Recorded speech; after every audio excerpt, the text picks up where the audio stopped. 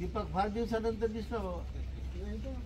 हा काल यादवरावला विचारलं म्हणले आता जास्त करून तिकडेच म्हणले. तिकडे कसं आहे मुंबईला आणि मग घरवाली एकले राहिले घर सोडून याय ना. यादवरावला नेलं तर थायलंडला. हो एक मिनिट थांबते आले काय येऊ द्या. असं असं वगैरे इकडं द्यायचं काही काम नसतं म्हणूनच असं झालं. इथेच ठेव. याय नाही आले.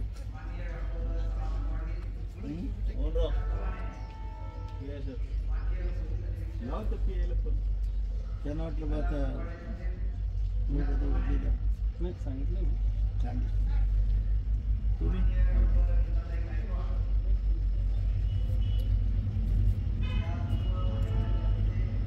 नांदेड जायचं म्हणले. तुम्ही म्हणले गडबड आहे. तुम्ही यांना म्हटलं त्यांना लवकर आपण हे करून घेऊ.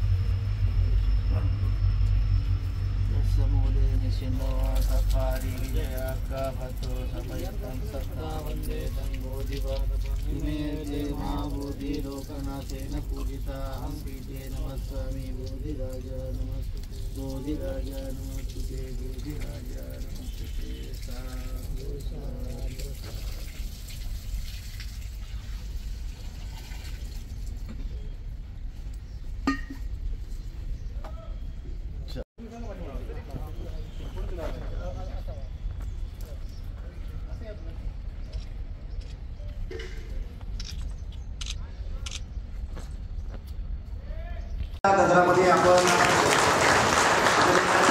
स्वागत करूया.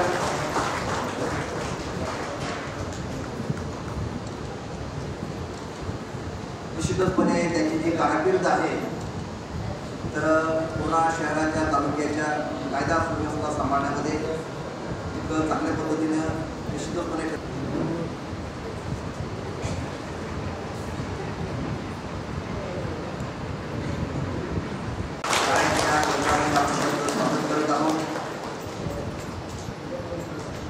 सामाजिक बांधिलकी जपणाऱ्या आणि आंबेडकरी धर्म चळवळीमध्ये एक समर्पित जीवन व्यतीत करणाऱ्या एक शास्त्रज्ञ अधिकारी म्हणून त्या सुपरिचित आहेत. आदर्श प्राध्यापक म्हणून पुरस्कार त्यांना प्राप्त झालेला आहे. आणि अर्चना पंडित आपल्या पुण्याच्या त्या सुकन्या आहेत आणि त्यांना सुद्धा मुंबई या ठिकाणी एक मोठा राज्यस्तरीय पुरस्कार त्यांच्या कार्याबद्दल मिळालेला आहे. या उभयतांचं स्वागत एक सामूहिकरित्या दोघांना विनंती आहे की आपण समोर यावं. अर्चनाताई पंडित, प्राध्यापक डॉक्टर राहुल पंडित तर यांचं स्वागत करण्यासाठी ज्येष्ठ धर्मोपासक इंजिनियर DG रणवीर, भारतीय बौद्ध महासभेचे माजी तालुका अध्यक्ष आदरणीय बाबारावजी वाघमारे, डॉक्टर तुक समंदर साहेब आणि सन्माननीय अतुल गवळी यांना विनंती आहे की आपण स्वागत करण्यासाठी समोर या. तर राज्यस्तरीय नारी शक्ती पुरस्कार अर्चनाताई पंडित यांना मिळालेला आहे.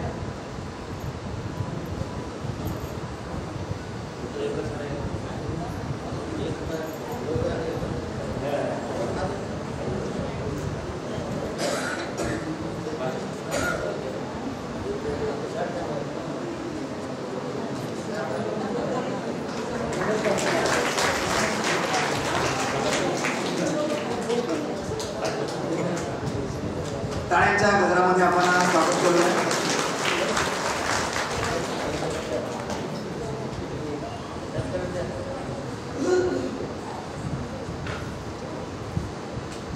पुन्हा एकदा टाळ्यांच्या गजरामध्ये अर्चनाताई पटेल यांचे सुद्धा स्वागत करूया. नारी गौरव पुरस्कार राज्यस्तरीय त्यांना मुंबई या ठिकाणी प्रदान करण्यात आलेला आहे.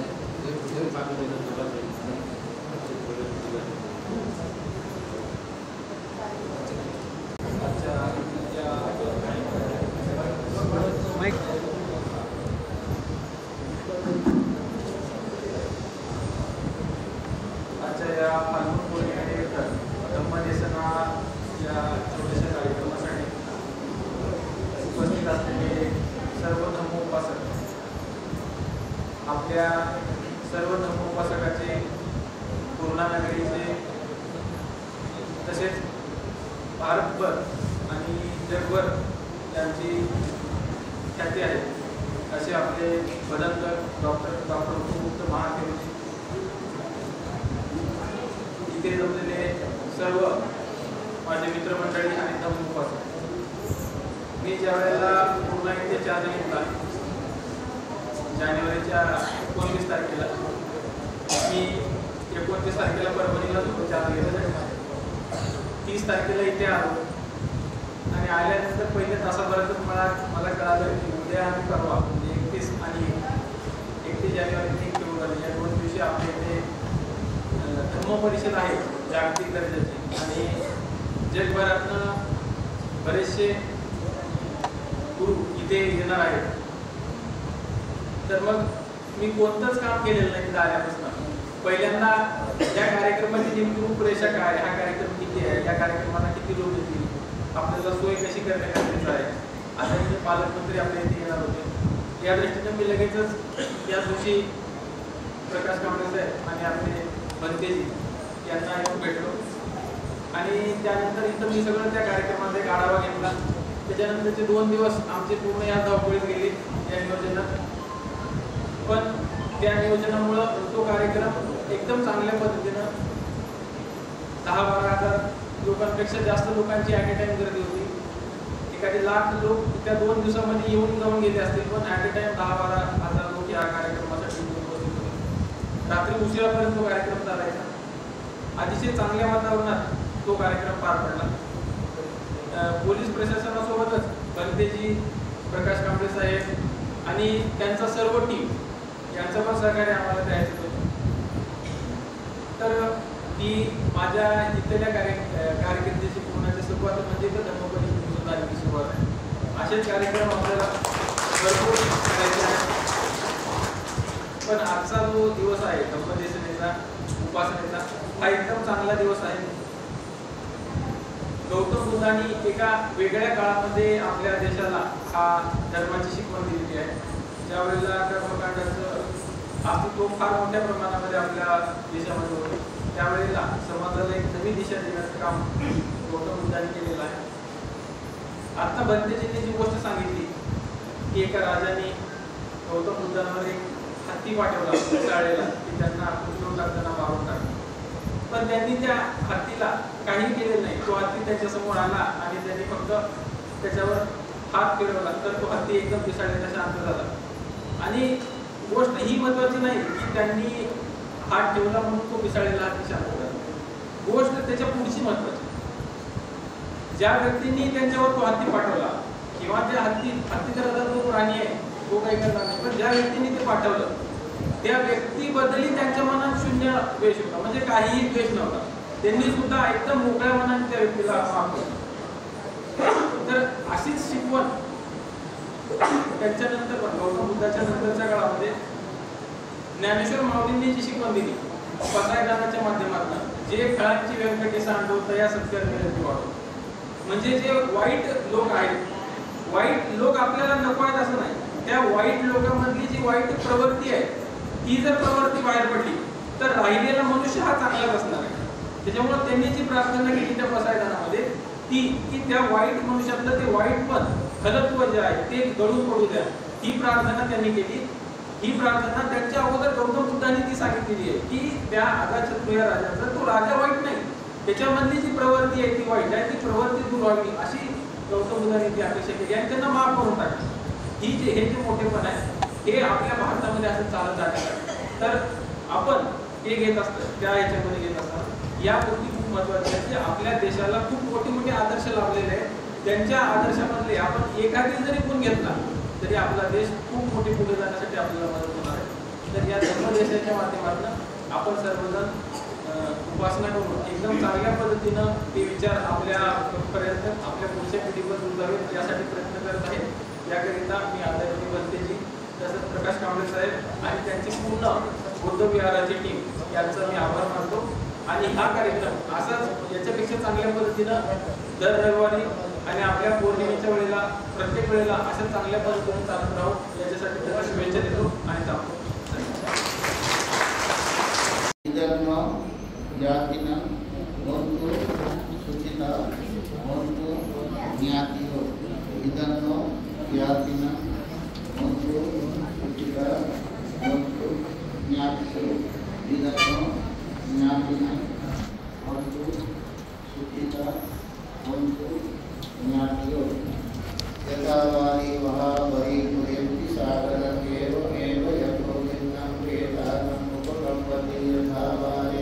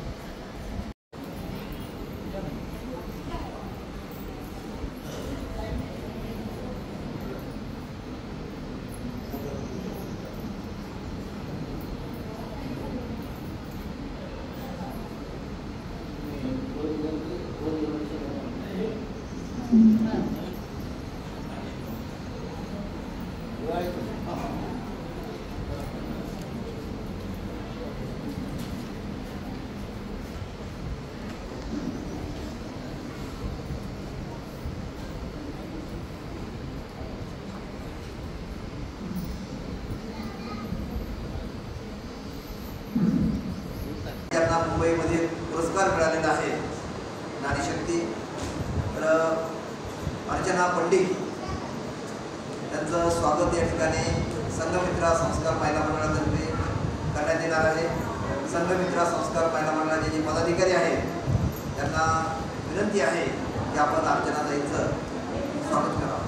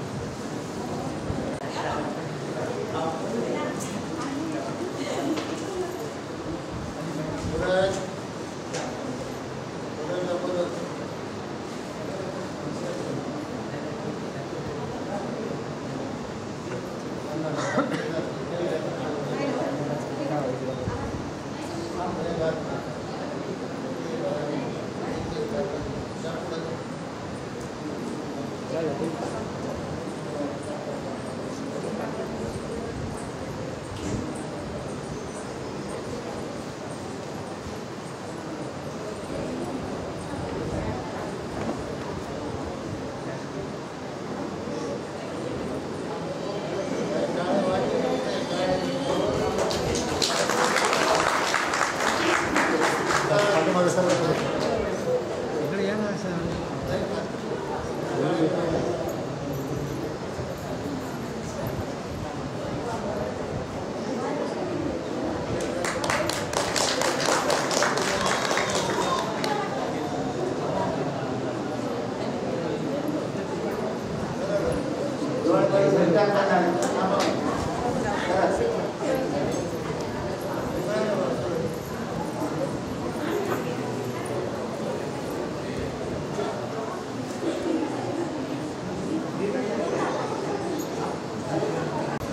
माझे नाव सिद्धार्थ वाहने, मी स्कूलमध्ये शिकतो.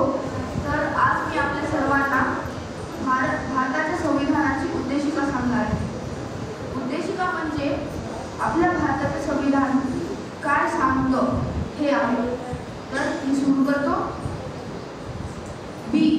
The people of India having solemnly resolved to constitute India into a sovereign, socialist, secular, democratic republic, and to secure to all its citizens justice, social, economic, and political, liberty of thought, expression, belief, faith, and worship, equality of status and opportunity, and to promote among them all fraternity, assuring the dignity of the individual and the unity and integrity of the nation. In our Constituent Assembly, this date of 26 November 1949, do hereby adopt, enact, and give ourselves this Constitution. धन्यवाद.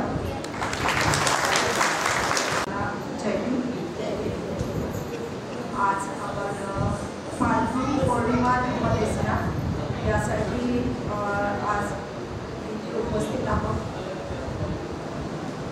सदैव आपण जेव्हा बुद्धविहारामध्ये येतो एक पवित्रता आपल्यामध्ये असते आणि आपोआप येते. जसं उपयुक्त महादेव वास्तविक आता सांगितलं की एक तरळ जे येतात जेव्हा आपण बुद्धांचं नाव देखील घेतो तर ती जी भूमी पावन होते. तर या पावनभूमीमध्ये आज आपण इथं आलेलो आहोत.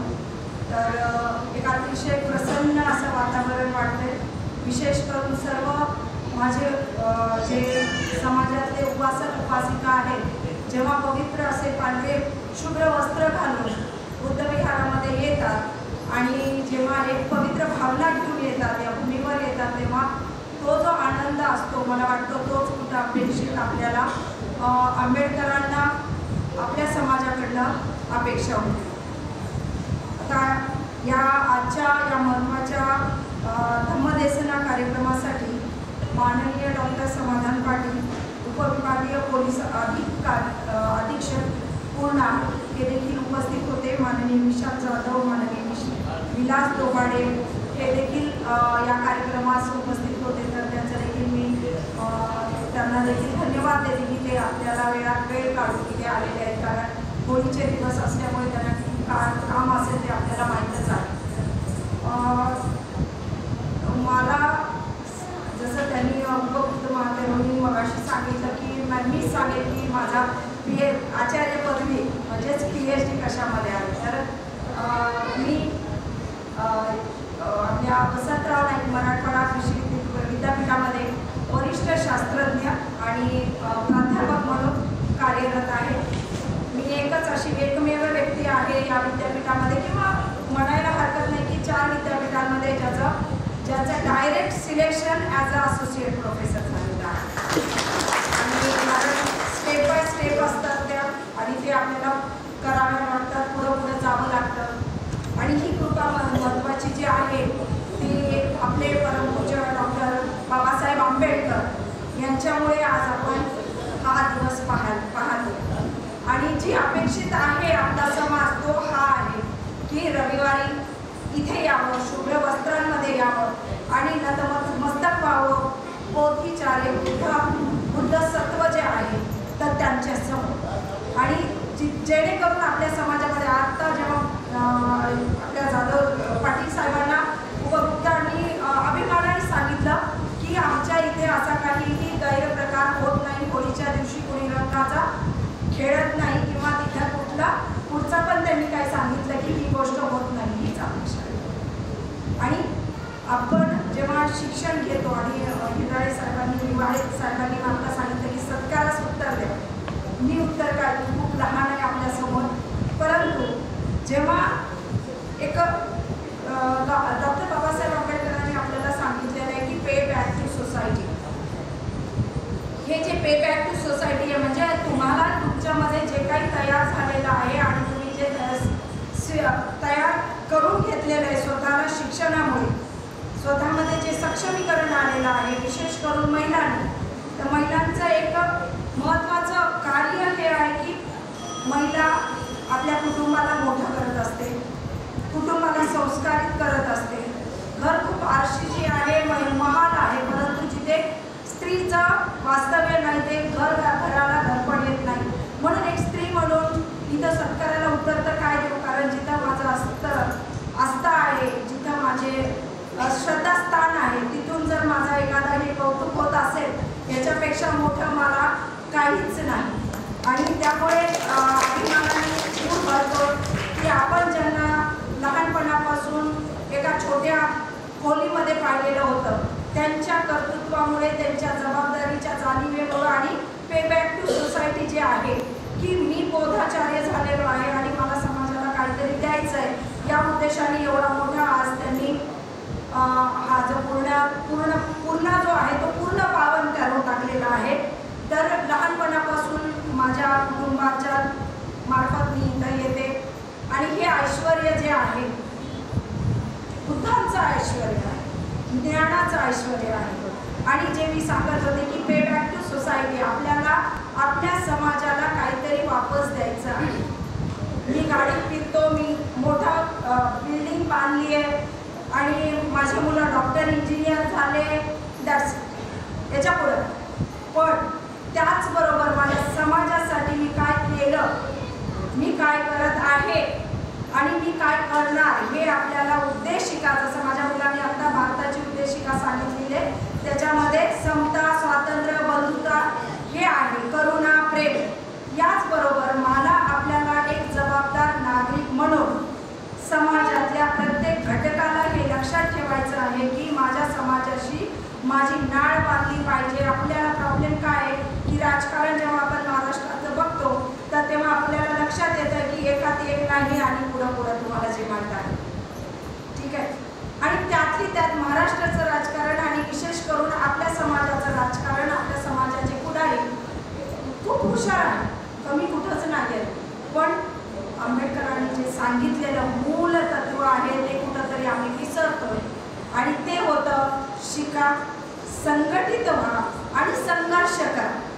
आपण शिकलेलो आहोत, सगळ्यांनी वेगवेगळ्या डिग्री घेतलेल्या. माझा सत्कारच झाला कारण मी डॉक्टर झालेली आहे, PhD मानव विकास व कौटुंबिक अभ्यास या विषयात केलेली आहे. पण त्यापुढे आपल्याला शिका आणि नंतर संघटित व्हायचं आहे. आमच्या महाराष्ट्रामध्ये आपण जर बघितलं किंवा देशातलं बघितलं, राजकारण देखील बघितलं, दुसरं समाजकारण देखील बघितलं, तर तिथं कुठंतरी आम्ही कमी पडतोय. थोडं आपण मोठं झालं की मी मोठा तू मोठा याच्यामध्येच लागलेलो आहोत.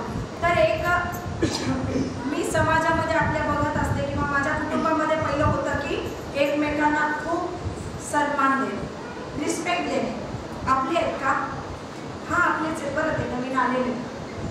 हा जो आपलेपणा आहे ना तो कुठंतरी आपण आपल्या एसीच्या गाडीमध्ये, एसीच्या बंगल्यामध्ये कुठंतरी विसरून चाललेलो आहोत असं मला खात्रीनिशी मी सांगते, वाटत नाही आहे. कारण जे मोठे झालेले आहेत ते समाजाला कुठंतरी दूर होताना दिसत आहे. जयंतीमध्ये नुसतं डान्स केला म्हणजे समाजात एकत्र आलं असं नाही. तर आम्हाला एक क्वालिटी जी पाहिजे, गुणवत्ता जी पाहिजे, ती गुणवत्ता आपल्याला समाजामध्ये आणायची आहे. कारण माझ्याकडे माझ्या निवडून दिलेला बोधिसत्वांचा बौद्धत्व जे असलेला बुद्ध धर्म दिलेला आहे, शास्त्रशुद्ध धम्म दिलेला आहे. तो शास्त्रशुद्ध धम्म खूप अंगावर शहारे येत होते जेव्हा तुम्ही आता ज्या गाथा म्हणत होता तेव्हा. त्या ज्या गाथा आहेत त्याच्यामध्ये कुठंही अंधश्रद्धा नाही आहे, कुठंही खोकलेपणा नाही आहे, कुठंही अति काय म्हणायचं त्याला, जिथे की तुम्ही आम्हालाच द्या, दानपेटीमध्ये फक्त द्या, नारळ फोडा, भद्र करा, हे करा ते करा, कुठंही नाही आहे, स्वच्छ परिस्थिती.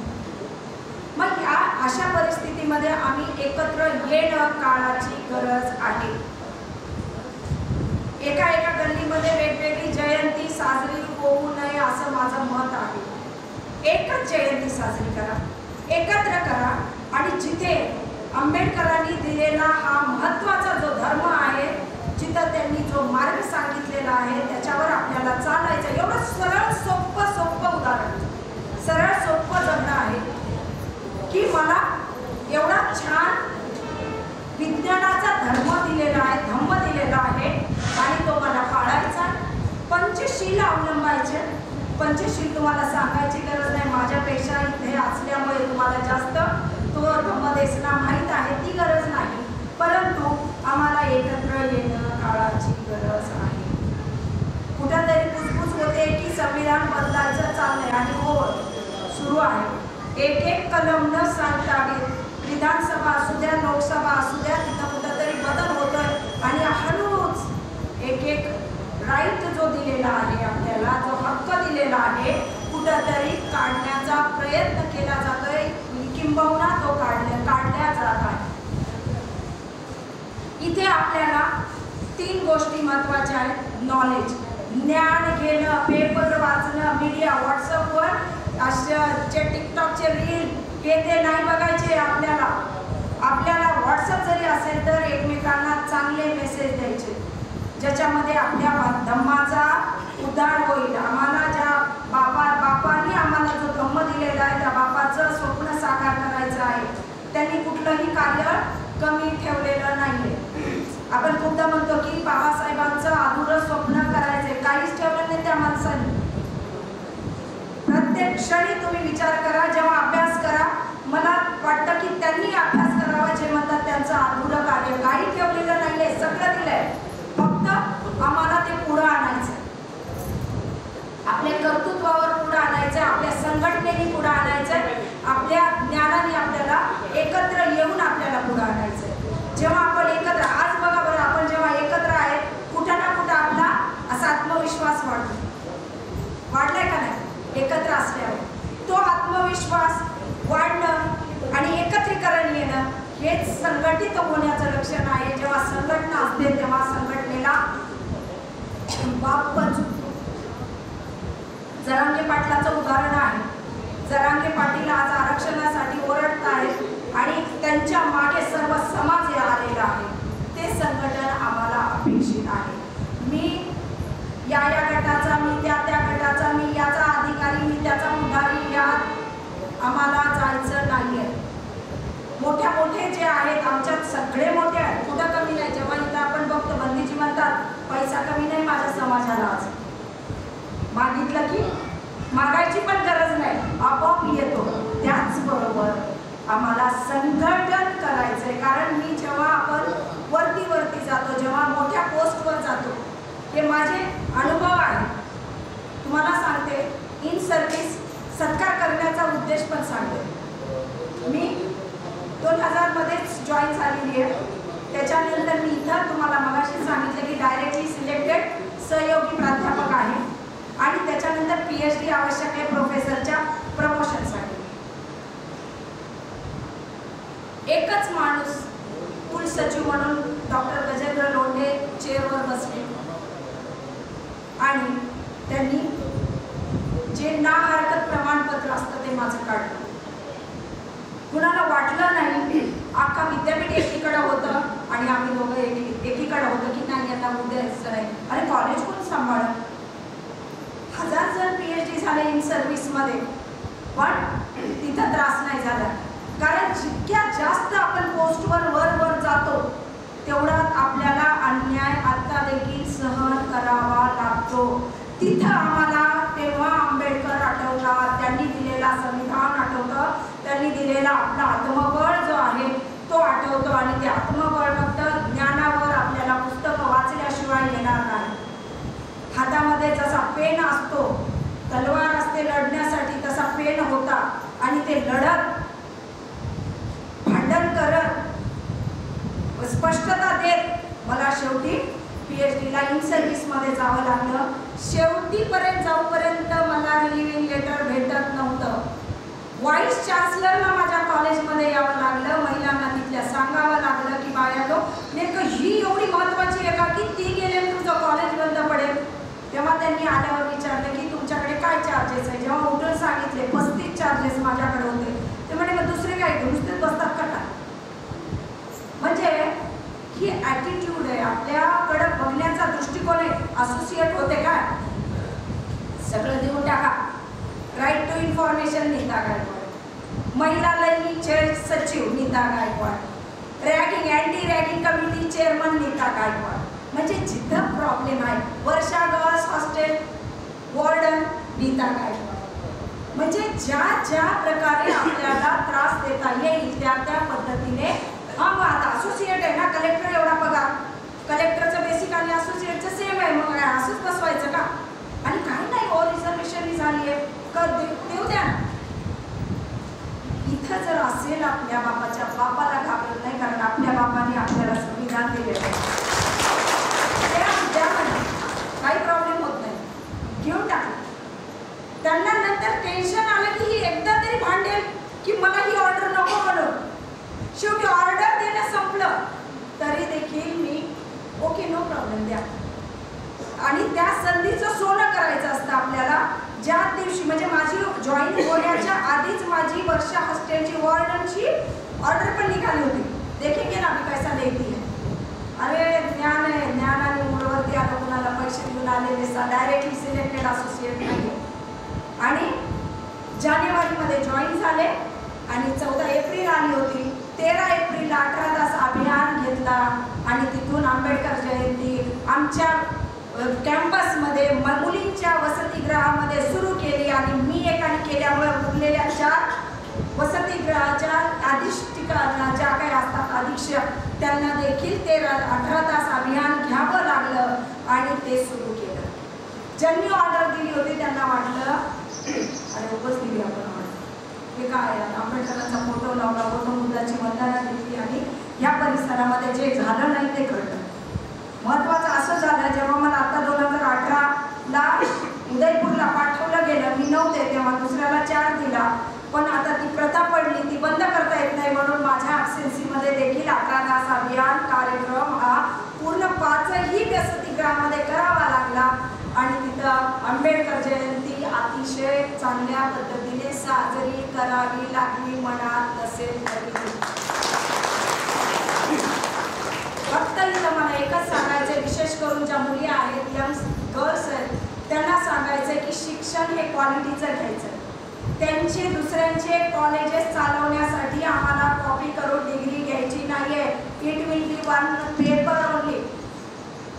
आम्हाला पेपर घ्यायचं नाही, बुद्धिमत्ता पाहिजे. बुद्धिमत्तेवरच आम्ही जिंकणार आहोत, बाकी काहीही नाही. कारण त्यांच्याकडे मालमत्ता आहे, आमच्याकडे फक्त बुद्धिमत्ता आहे. मालमत्ता आणि बुद्धिमत्तेमध्ये तोच फरक असतो.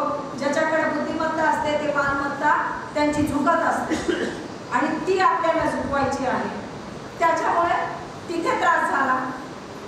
तिकडे जेव्हा उदयपूरला गेले तर राजस्थान आपल्याला माहिती आहे आपल्या भारतातलंच आहे, तिथं खूप कास्टी झाली. इकडनं फोन गेले, वो कैटेगरी है और उसको जल्दी वो PhD मत करो नहीं तो दिन आके हमारे सर पे बैठेगी.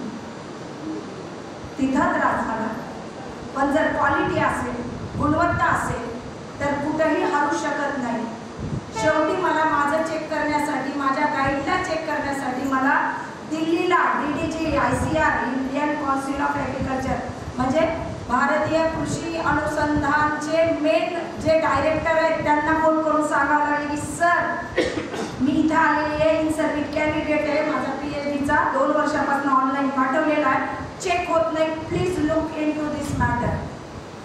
त्यांचा फोन व्हाईस चान्सलरला आला, व्हाईस चान्सलर फोन डीनला आला आणि डीननी माझ्या गाईडला केला आणि त्याच्यानंतर कुठं तिथे हात आला. म्हणजे आम्हाला संघर्ष हा टळलेला नाही. It is the soft copy. आजकाल आपल्याला अँड्रॉइड फोन माहीत आहे, पहिले हार्ड कॉपी होते. तुम्ही इथं पाणी प्यायचं नाही, तुम्ही इथं यायचं नाही, दिस इज हार्ड कॉपी. दिसत होतं लोकांना की अन्याय होतो या समाजावर. आता हार्ड कॉपी आहे. असोसिएट होती का 35 चार्जेस. पण आपल्याला हरवून चालणार नाही. बापाने तर आपल्या एकट्यानेच केले, आपल्याकडे तर समाज आहे. आपल्याकडं असं मनोबळ आहे, आपल्याकडं असं गुरुवर्य आहेत, आपल्याकडं असंच आशीर्वाद देणारे मोठे लोक आपल्यासोबत आहेत. त्यांना तर तेव्हा कोणीच नव्हतं, एकटे होते. मग घाबरायचं नाही, पण त्याच्यासाठी न घाबरण्यासाठी एकच आहे की तुम्हाला अभ्यास करावा लागेल. वाचाल तर वाचा, पुस्तकं वाचावेच लागतील, त्याच्याशिवाय पर्याय नाही. कारण कुठं अडकवायचं, मोठा अधिकारी झाला आपला की कुठं अडकवायचं हे फार महत्वाचं चाललं. मुंबई असू द्या, पुणे असू द्या, दुबई असू द्या, कुठेही असू द्या, हा त्रास आहे. पण त्या त्रासाला घाबरणारं रक्त आपलं नसायला पाहिजे. आणि नाहीच आहे. कारण एकालाच हक्क दिला होता, एकालाच शिक्षण घेतलं, तर त्यांनी भारताचं संविधान लिहून दाखवलेलं आहे. आपण तर एवढ्या जणांनी शिक्षण घेतलेलं आहे, फक्त ते भारताचं संविधान आपल्याला चालवून दाखवायचं व्यवस्थित. तुम्ही जर हांजी करत असाल, मोठे होत असाल, तिथं तुम्हाला काहीही त्रास होणार नाही. परंतु जो अभिमान, ताठमाना, जो बाणा जो पाहिजे आंबेडकरांनी दिलेला तो राहणार नाही, खाली मान घालून जावं लागेल. आणि जर तुम्ही संविधानावर चाललात, आंबेडकरांनी दिलेल्या घटनेवर चाललेला असाल, तर तुम्हाला क्षणोक्षणी त्रास होणार आहे. परंतु तो त्रास सहन करून तुम्हाला त्याच्यावर सोल्युशन काढून पुढे जायचं आहे, तेव्हा तुम्ही ताठ मानेने चालणार.